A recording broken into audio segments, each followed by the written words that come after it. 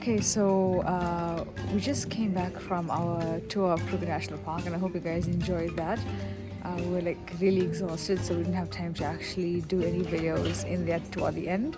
And the last time we came here was 2 years ago, and for some reason we never got around to actually putting that video up.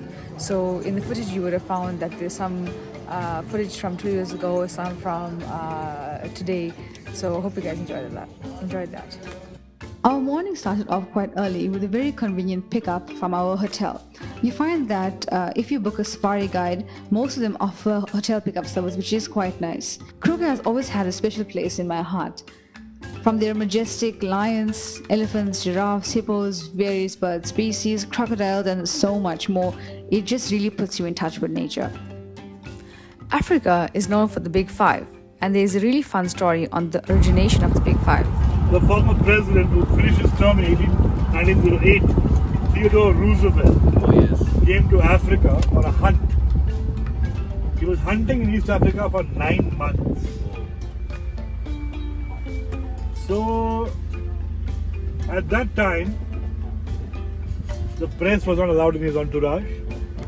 He hunted from horseback. He had a 1,000 people staff for a 40-man group. What?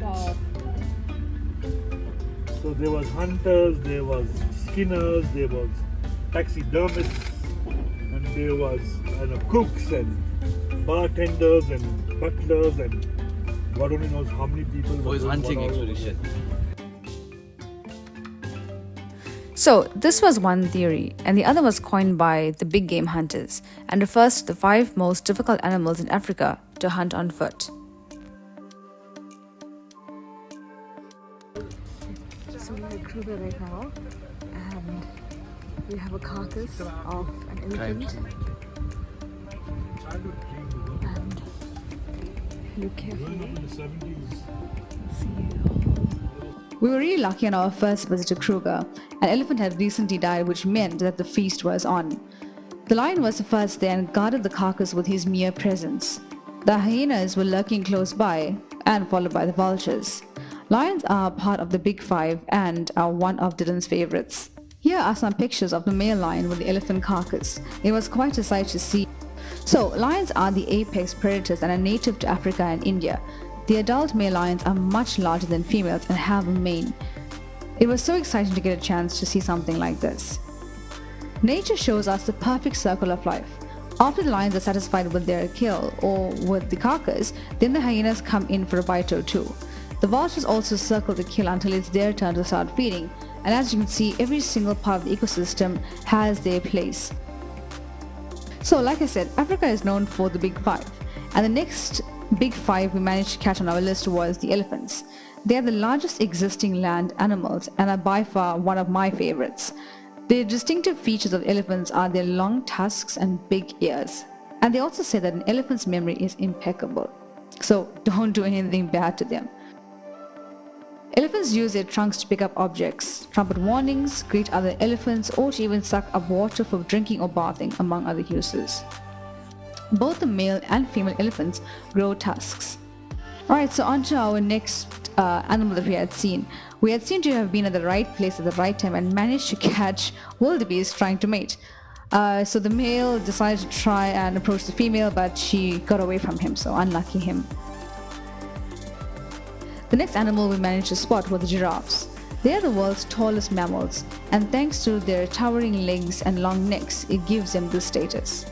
Because of their very long necks, giraffes are able to feed on foliage of the trees that is not accessible to other herbivores, which means they get the fresh leaves. Giraffes are fairly sociable animals and get together in herds from time to time. However, there is no group bonding. The youngsters stay with a few female adults, and the males are nomadic and move between groups of the females. Because giraffes do not have a fixed breeding season, the males are always wandering in search of a receptive female.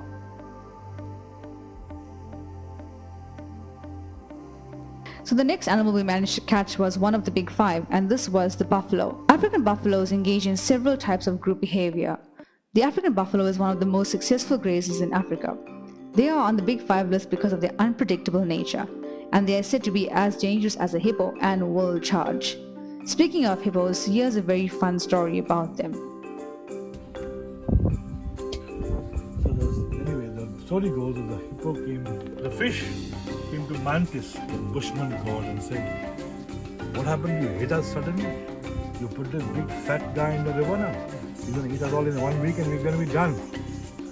And Mantis said, "No, we talked about the crocodile already."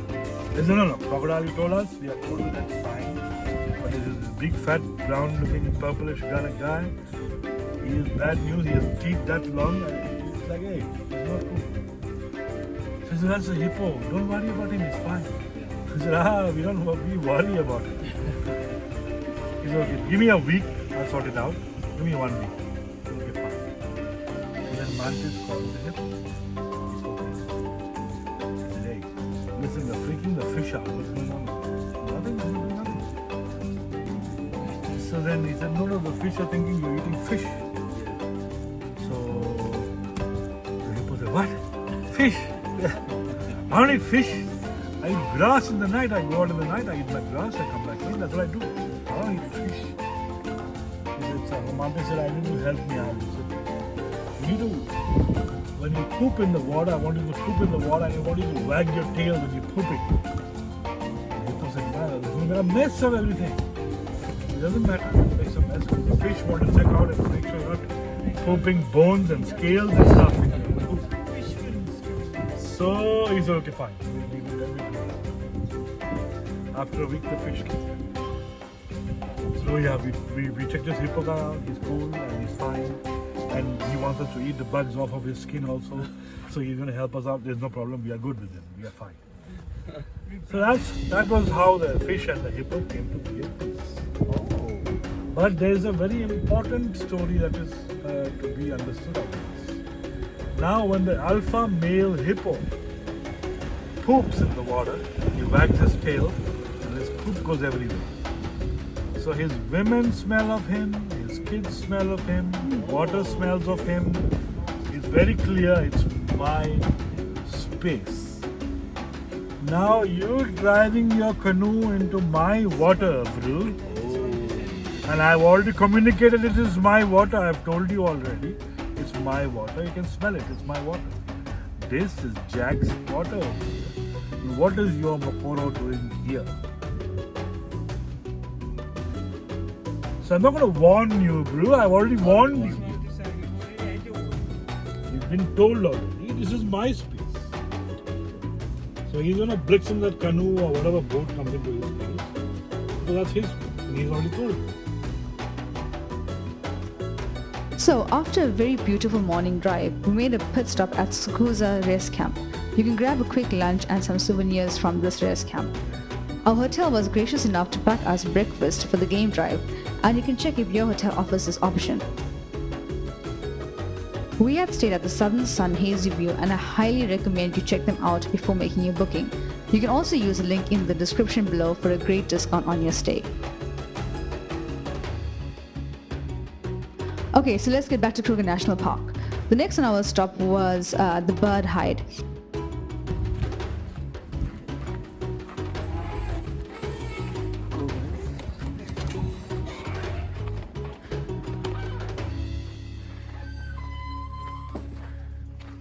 To the bird hide. We are very near that elephant carcass we just showed you. So they could possibly be hiding out wild dogs. Definitely branches. What's it? We had seen a whole array of birds at this hide and in and around the park. You just have to look out for them because they tend to camouflage themselves in the trees. So we found a really cool bird hide and managed to spot the fish eagle and the African hornbill. I think of the two, my favorite was the African hornbill. It looked really nice. And Kruger is very well known for its bird life. And here are some of the pictures of the birds that we managed to spot.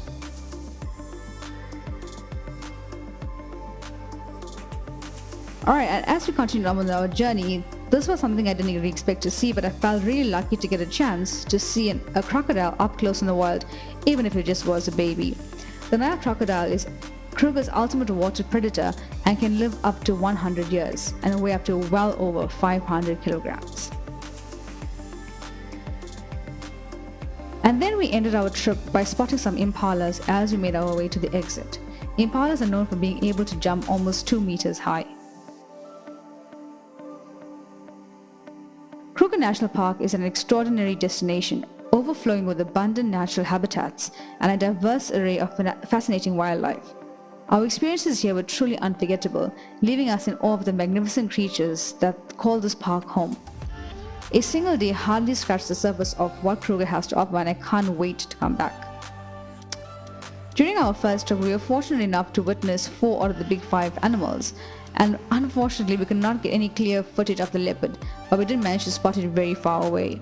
And our second visit granted us 3 of the big 5. So if you are a nature enthusiast, an avid animal lover, or somebody who just wants a bit of rest from the hustle and bustle of a main city, then Kruger National Park is a must visit. I hope you've enjoyed accompanying us on this journey through Kruger. Don't forget to like and subscribe, and stay tuned for more captivating explorations in our upcoming videos. Until then, we'll see you in the next one. Happy wildlife watching.